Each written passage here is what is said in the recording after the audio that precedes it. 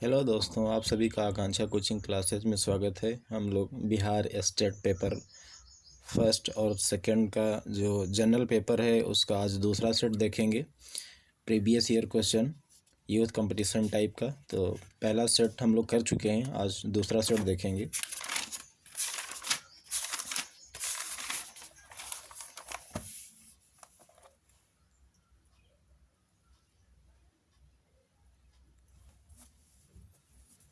पहला क्वेश्चन दिया गया यहाँ पर कि अधिगम प्राकृतिक क्रिया है।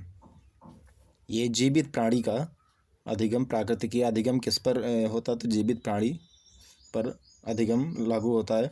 अगला दिया गया अधिगम प्रक्रिया का अंतःक्रिया घटक है, तो उच्च स्तर सोच, ध्यान, स्मृति ये सभी हो जाएगा। अगला दिया गया संज्ञानात्मक शिक्षण का प्रथम चरण है, तो संज्ञानात्मक शिक्षण का प्रथम चरण हो जाएगा सूचना। दूसरा समझ, फिर अनुप्रयोग, विश्लेषण, संश्लेषण, फिर मूल्यांकन होता है। तो सबसे पहला यह हो जाएगा यहाँ पे सूचना। संज्ञानात्मक शिक्षण का प्रथम चरण हो जाएगा सूचना। अगला अनुदेशात्मक उद्देश्य है, तो ये हो जाएगा विशिष्ट होता है, मापन योग्य होता है, क्रिया केंद्रित होता है। विशिष्ट का मतलब हो जाएगा शिक्षार्थी को क्या सीखना है, मापन योग्य मतलब कि उसको कैसे मापा जा सके, और क्रिया केंद्रित में हो जाएगा कि शिक्षार्थी क्या करेगा, अर्थात ये अनुदेशात्मक उद्देश्य में तीनों आ जाएंगे। अगला क्वेश्चन दिया गया है कि ब्लूम का जो है वर्गीकरण की शुरुआत हुई है, कब हुई, कहाँ से हुई है, जो ये तो शिकागो विश्वविद्यालय से हुई है, 1956 में हुई थी। अगला क्वेश्चन है शिक्षण के आधुनिक विधि की विशेषता क्या है, तो क्रिया केंद्रित, अन्योन्य क्रिया और समकक्ष सहयोग, ये तीनों मिलकर हो जाएंगे, उपरोक्त सभी हो जाएंगे। इसमें शिक्षण के आधुनिक विधि की विशेषता है। अगला क्वेश्चन आगमन विधि प्रोत्साहित करता है, तो ये छात्र भागीदारी, रुचि, करके सीखना, ये सब आगमन विधि में हो जाएगा। आगमन विधि ये बाल केंद्रित होती है। अगला क्वेश्चन है रोल प्ले विधि की कमजोरी है, तो ध्यान केंद्रण का अभाव होता है रोल प्ले विधि में। अगला क्वेश्चन है पाठ योजना निर्धारित करता है, तो पाठ योजना अधिगम का उद्देश्य निर्धारित करता है। अगला 5P मॉडल विकसित हुआ था, तो ये रचनात्मकतावाद के लिए हुआ था। और अगला है सूक्ष्म शिक्षण का उद्देश्य। सूक्ष्म शिक्षण का उद्देश्य है शिक्षकों में शिक्षण कौशल का विकास करना। भाई सूक्ष्म शिक्षण तो शिक्षकों के लिए होता है, तो शिक्षकों में शिक्षण कौशल का विकास करना। अगला क्वेश्चन दिया गया है अनुदेशन प्रदान किया जाता है, ये कक्षा के अंदर प्रदान किया जाता है। अगला है अंतः क्रिया विश्लेषण की प्रक्रिया है। अंतः क्रिया विश्लेषण की प्रक्रिया है, तो ये हो जाएगा अंकन प्रक्रिया, अंकन अर्थापन प्रक्रिया, अर्थात ए और बी दोनों हो जाएगा। अंतः क्रिया विश्लेषण की प्रक्रिया, अंकन अर्थापन प्रक्रिया। अगला क्वेश्चन है कक्षा स्थापित करना उदाहरण है, तो कक्षा प्रबंधन का ये उदाहरण होता है। नेक्स्ट क्वेश्चन समावेशी कक्षा में एक शिक्षक को चाहिए, तो सभी संस्कृतियों को सम्मान एवं महत्व दे। समावेशी का मतलब सभी को महत्व देना है और सम्मान देना है। अगला क्वेश्चन दिया गया है पाठ्य पुस्तकों का मूल्यांकन निर्भर करता है, तो ये हो जाएगा शिक्षा का उद्देश्य, विषय वस्तु की रचना एवं प्रस्तुतिकरण, अभिविन्यास एवं रचना, अर्थात उपयुक्त तो सभी हो जाएगा यहाँ। पाठ्य पुस्तकों का मूल्यांकन, शिक्षा का उद्देश्य, विषय वस्तु की रचना एवं प्रस्तुतिकरण, अभिविन्यास एवं रचना।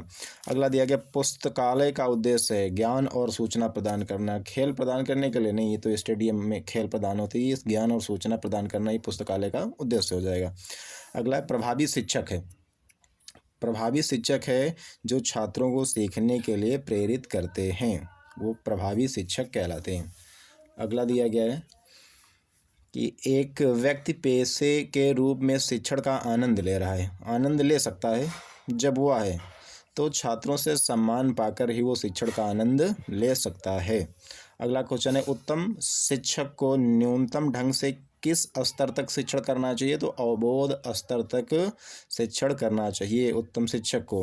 अगला दिया गया मूल्यांकन प्रक्रिया है, ये मात्रात्मक भी होती गुणात्मक भी होती, अतः ये उपरोक्त दोनों हो जाएगा मूल्यांकन। नेक्स्ट क्वेश्चन है शिक्षा में मूल्यांकन के त्रिकोण का भाग है, तो त्रिकोण में होता है अधिगम अनुभव हो जाएगा, और हम बात करें तो शैक्षिक उद्देश्य होता है, अधिगम अनुभव होता है, मूल्यांकन होता है। तो ये शिक्षा में मूल्यांकन के त्रिकोण का भाग हो जाएगा, जिसमें से अधिगम अनुभव, शैक्षिक उद्देश्य भी होता है और मूल्यांकन होता है। अगला क्वेश्चन है ना, मूल्यांकन भूमिका अदा करता है। तो मूल्यांकन शिक्षण में भी अदा करता है, पाठचर्या में भी अदा करता है और परीक्षण में भी अदा करता आता है। क्या हो जाएगा? उपरोक्त तो सभी हो जाएगा। नेक्स्ट क्वेश्चन है, पाठचर्या के सिद्धांत आधारित है। पाठचर्या का सिद्धांत विषय वस्तु पर भी आधारित है, गतिविधि और छात्र तीनों पर आधारित था। उपरोक्त सभी हो जाएगा। अगला है, शिक्षा बिना बोझ। शिक्षा बिना बोझ किसके द्वारा दिया गया था? तो प्रोफेसर यशपाल जी के द्वारा दिया गया था। 1992-93 में ये दिया गया था। अगला है, बच्चों का सामाजिकरण शुरू होता है तो परिवार से शुरू होता है। अगला, प्रक्रिया जो बच्चा को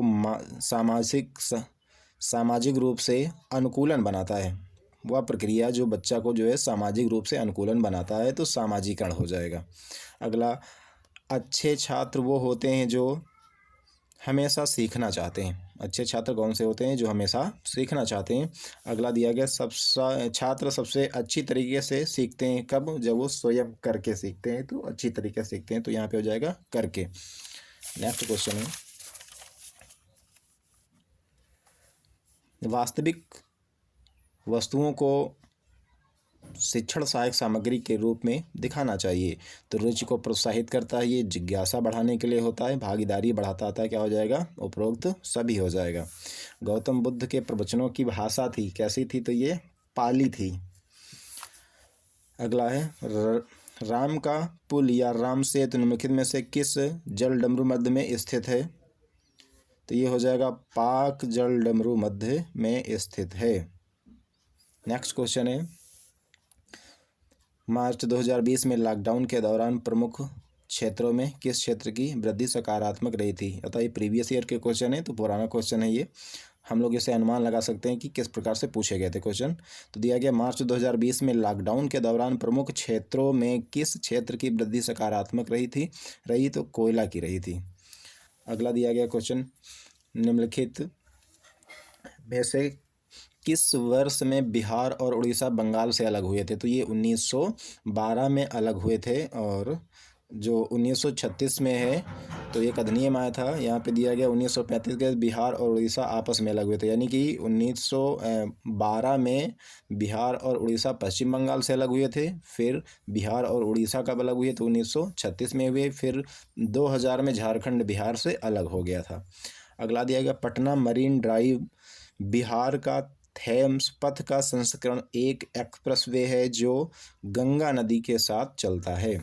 अगला दिया गया, निम्नलिखित में से कौन से प्रदूषक स्मोक के कारण के लिए जिम्मेदार हैं? तो ये भस्मक और वाहनों से उत्सर्जन दोनों के लिए जिम्मेदार हैं।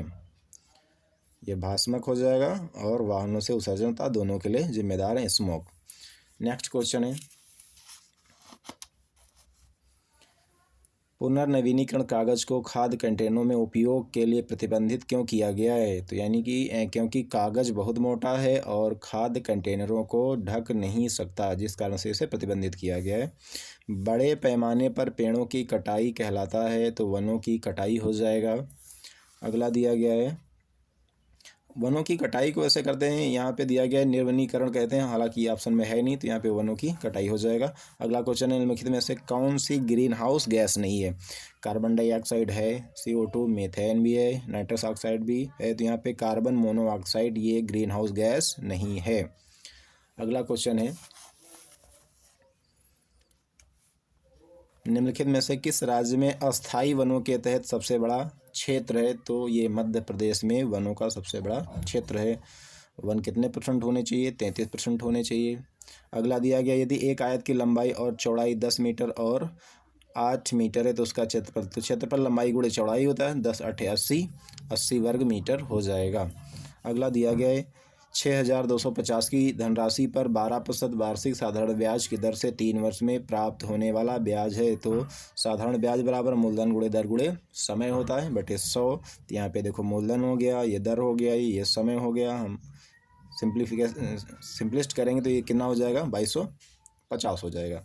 नेक्स्ट क्वेश्चन दिया गया है, ये जोड़ घटाव से ये सरलीकरण से दिया गया है, इसे हल करने पर 470। इन प्रश्नों से हम अवलोकन कर पाएंगे कि किस प्रकार के प्रश्न प्रीवियस ईयर में पूछे गए थे और कैसे पूछे जाएंगे, तो अनुमान हम लोग को मिल जाता है। अगला दो संख्याओं का एलसीएम और एचसीएफ उनका दिया गया, इनमें से एक संख्या इतनी तो दूसरी संख्या, तो हम लोग जानते हैं कि लासा गुणे मासा बराबर पहली संख्या गुणे दूसरी संख्या होता है। तो यहाँ पर देखिए एलसीएम एंड एचसीएफ इंटू फिर पहली संख्या गुणे दूसरी संख्या, तो यहाँ पे ये देखो दिया गया है एलसीएम एचसीएफ पहली संख्या, ये इंटू में है तो डिवाइड में चला जाएगा, हल करेंगे तो 455 आ जाएगा। आसान क्वेश्चन है इसमें।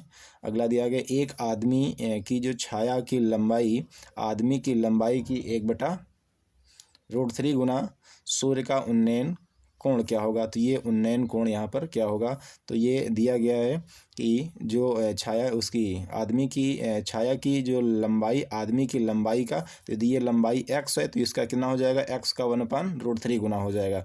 तो tan थीटा बराबर लंब बटे आधार होता है, तो लंब अपने पास x, देखो आधार कितना हो जाएगा 1/√3 x हो जाएगा। तो यहाँ से हम लोग क्या करेंगे, ये √3 थर्ड स्टेप है तो ऊपर हो जाएगा, x कैंसिल हो जाएगा, तो यहाँ बचेगा केवल √3 और √3 tan 60 डिग्री का मान होता है, tan से tan कैंसिल हो जाएगा, थीटा बराबर कितना हो जाएगा 60 डिग्री हो जाएगा। अगला क्वेश्चन दिया गया था सेना सैनिक स्कूल, तो सेना में सैनिक होते हैं, सेना में कौन होते हैं, सैनिक होते हैं, स्कूल में कौन से होते हैं, विद्यार्थी होते हैं यहाँ पे।